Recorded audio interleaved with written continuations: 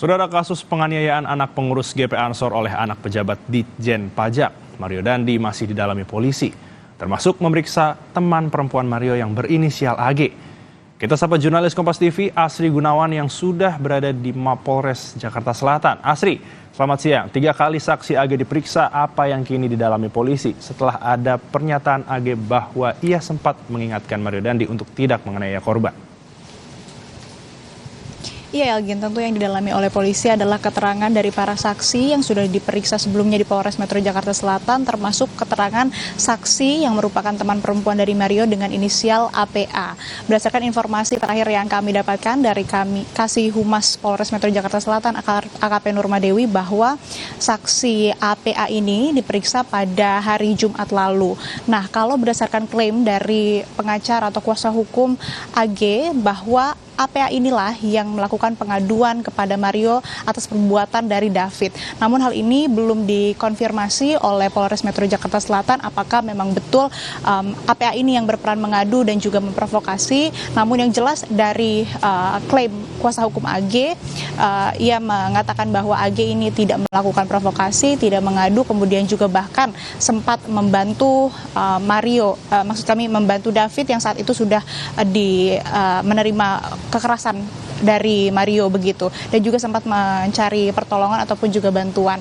Namun hal ini juga masih belum dikonfirmasi oleh Polres Metro Jakarta Selatan, sehingga memang kami masih menunggu update informasi terkait dengan hal ini. Namun yang pasti pemeriksaan ataupun juga pendalaman dan pengembangan kasus ini masih terus berlangsung, dan juga memungkinkan untuk saksi AG dihadirkan kembali dan diperiksa kembali di Polres Metro Jakarta Selatan ataupun saksi-saksi lainnya, dan yang ini yang masih kita tunggu bersama dan juga gali informasinya, Elgian.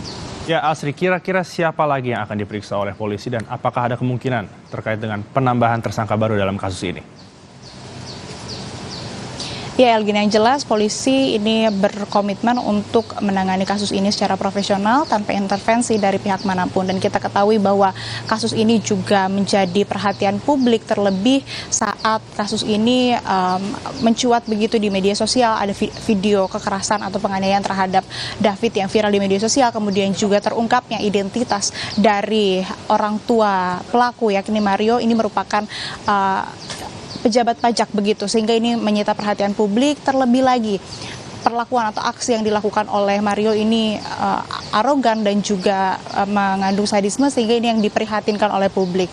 Banyak sekali pesan yang dikirimkan ke Polres Metro Jakarta Selatan dari masyarakat. Selain dari desakan masyarakat, juga ada desakan yang datang dari DPR RI yang meminta polisi untuk menerapkan pasal pembunuhan berencana atas kasus ini. Namun hingga kini polisi sudah memeriksa setidaknya ada 5 saksi, kemudian juga sudah menetapkan 2 orang tersangka, yakni Mario Dandi dan juga temannya Shane, dengan pasal yang disangkakan ini adalah pasal 78C junto pasal 80 dengan ancaman hukuman 5 tahun penjara.